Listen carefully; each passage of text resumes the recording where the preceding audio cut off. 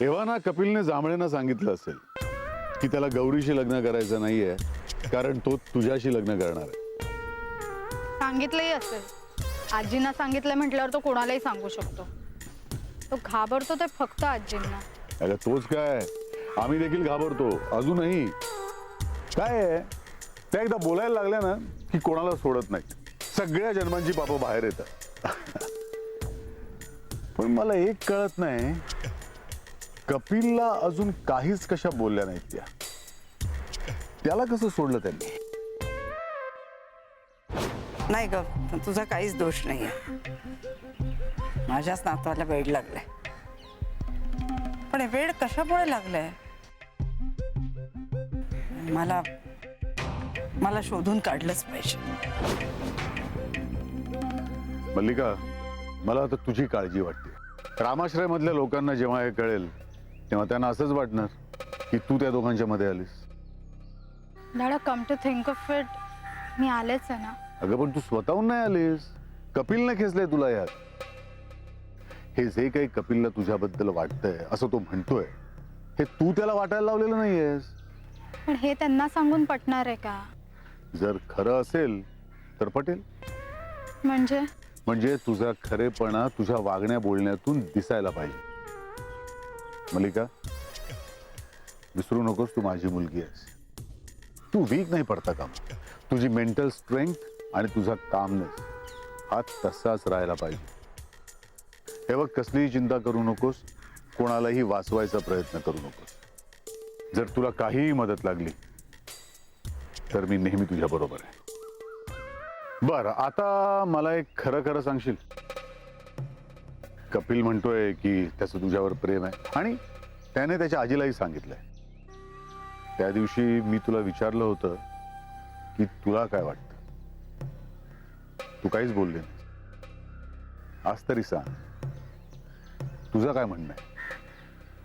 Does it even matter? Of course it matters. अरे माझ्या मुलीच्या मनात काय आहे मला कळायला नको? त्याच्याने काय फरक पडणार आहे? अच्छा, म्हणजे काही फरक पडत नाही म्हणून तुम्हाला सांगणारच नाहीयेस का? असं नाहीये डॅडा. हा, गॉट इट. तू आता मोठी झाली आहेस तेव्हा तुझा डॅडा तुझा बेस्ट फ्रेंड राहिलेला नाहीये, बरोबर ना? आवडतो तुम्हाला? अरे, कपिल तर सगळ्यांनाच आवडतो. मी तुला विचारलं, तुझं प्रेम आहे का त्याच्यावर? आहे. That's great.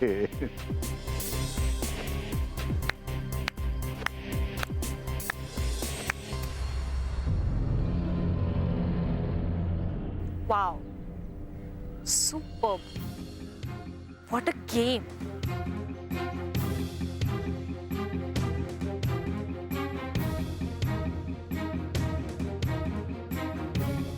तुम्ही गौरीला जाऊ द्यायला नको होतं. काय ना, चिडली ना किती थेट इंदूसारखं वागते. मग तिचं बोलण्यावर ताबा राहत नाही. अरे, जाऊ दिलं नसतं तर ती नुसती आतल्या आत धुमसत राहिली असती. आणि अन्याय तिच्यावर झालेला आहे, तेव्हा जाब विचारायचा अधिकार तिलाही आहे. पण आपण दोघं जण जाऊन जाब विचारू शकलो असतो की नाही? लेकीला पूर्ण स्वातंत्र्य देणारा तू आज असं बोलतोस. तुलाही प्रश्न पडलेत माहितीये मला, पण आपण संयमाने ते प्रश्न सोडवायला पाहिजे. हे बघ, खरं उत्तर काय आहे ते कळल्याशिवाय. मल्लिका देईल खरं उत्तर. अहो, आम्ही हेच शिकवलंय तिला. आई, नमस्कार. अरे राहू दे, राहू दे. मी आलो. हा. आई, तुम्ही मला आईच्याच जागी आहात, पण तरी एक गोष्ट सांगायची आहे तुम्हाला. सांग ना. आई, मला माफ करा, लहान तोंडी मोठा घास घेतोय. तुम्हाला असं काही सांगावं लागेल असं मला वाटलंही नव्हतं.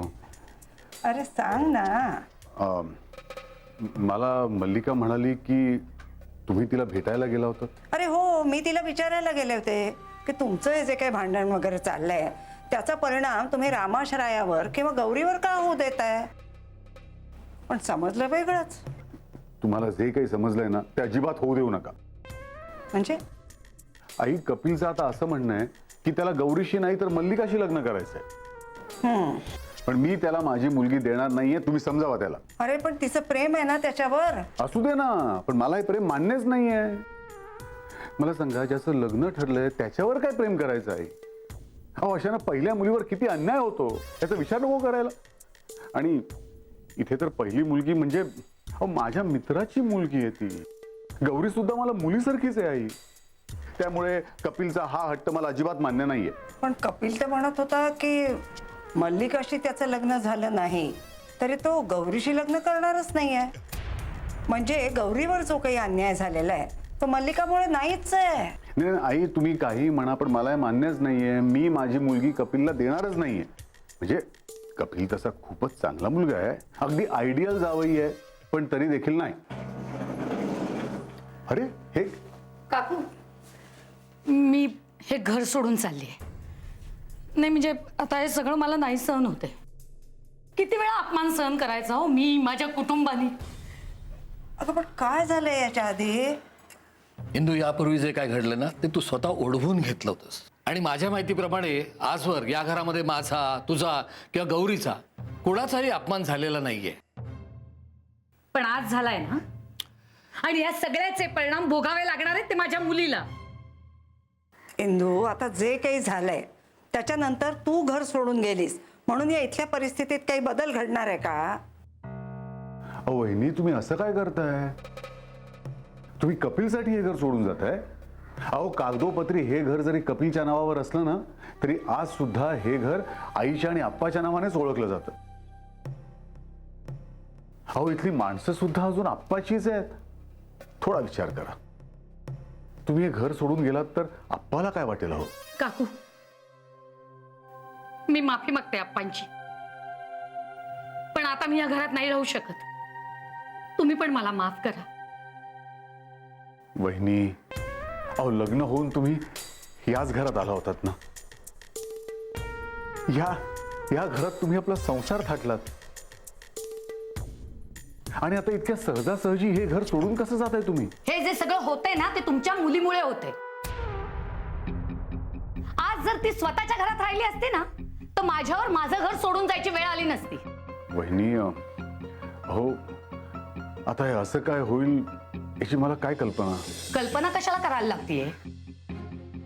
तुम्ही तुमच्या मुलीला रामाश्रयात मदत करायला पाठवलत ना, मग तिला इथे 24 तास येऊन राहायची काहीच गरज नव्हती.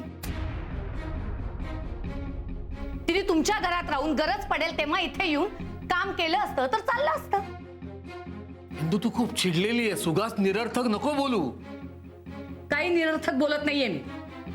जे बोलते ना ते बरोबरच बोलतेय. मलाही कळतं आजकाल माणसं स्वतःच्या घरात राहून ऑफिसची कामं करतात. काय ते इंटरनेट का काय ना ते वापरून. अगं पण या सगळ्यात मल्लिकाने कधीही सांगितलेलं नाहीये की तिचं कपिलवर प्रेम आहे म्हणून. मग याच्यात मल्लिकाची काय चूक आहे? आणि या सगळ्याचा दोष तू त्या धनंजयला का देतेस? कुऱ्हाड पायावर पडली काय किंवा कुऱ्हाडीवर पाय पडला काय? कापला जातो तो पायच ना. मग कुऱ्हाड पायाजवळ ठेवायचीच कशाला? इंदू, व्हायचं ते होऊन गेलं ना. हा, काकू आत्ता आल्यात, त्यांना विचार करू दे. त्यांना काय ठरवायचं ते शांतपणे ठरवू दे. इतक्या तडकाफडकी हे घर सोडण्याचा आपण निर्णय नको घेऊया.